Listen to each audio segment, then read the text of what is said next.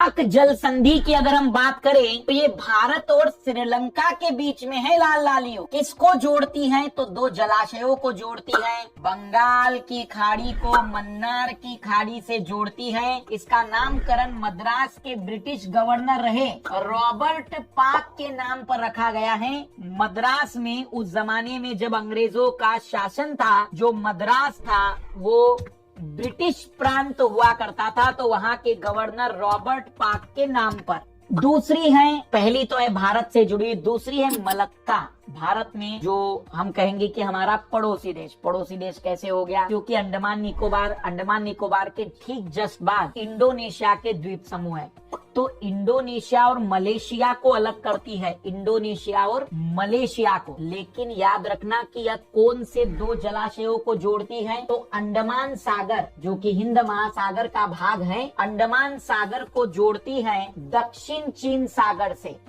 तो अंडमान सागर को दक्षिण चीन सागर से जोड़ने का काम कौन करता है? मलक्का। बाब अल मंदेब यमन और जिबूती के बीच में मिलती है, यमन और जिबूती के बीच में मिलती है। लाल सागर और अदन की खाड़ी को जोड़ती है। लाल सागर और अदन की खाड़ी मतलब हिंद महासागर को लाल सागर से जोड़ती है। फिर ऐसी एक और वहीं पर है हार्मोज जल संधि। देखना किनको जोड़ती है? तो पर्शियन की खाड़ी, पर्शिया की खाड़ी को ओमान की खाड़ी से जोड़ती है। पर्शिया की खाड़ी का पानी ओमान की खाड़ी में आ पाता है, क्योंकि यहाँ ओमान कंट्री है। तो ईरान के बीच में और यूएई के बीच में आप कह सकते हैं, ओमान और ईरान के बीच में ओमान की खाड़ी को फारस की खाड़ी से जोड़ती है।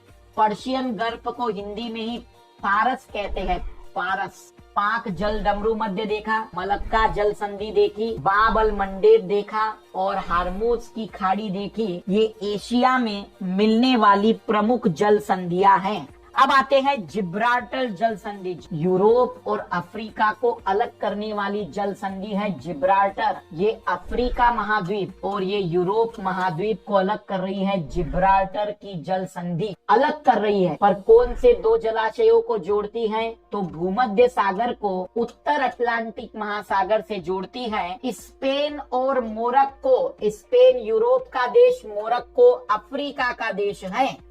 स्पेन और मोरक्को को अलग करती है। अटलांटिक महासागर को भूमध्य सागर से जोड़ती है। यूरोप को अफ्रीका से अलग करती है। जिब्राल्टर जल संधि को भूमध्य सागर की कुंजी कहा जाता है। फिर जिब्राल्टर के बाद यूरोप में एक और जल संधि बड़ी फेमस है। यूरोप में संबंधित देश फ्रांस और इंग्लैंड के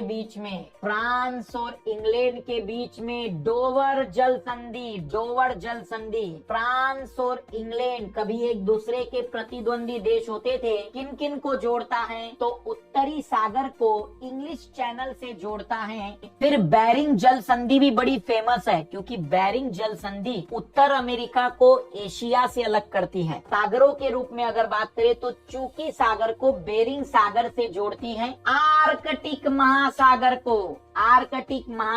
को प्रशांत महासागर से जोड़ती है।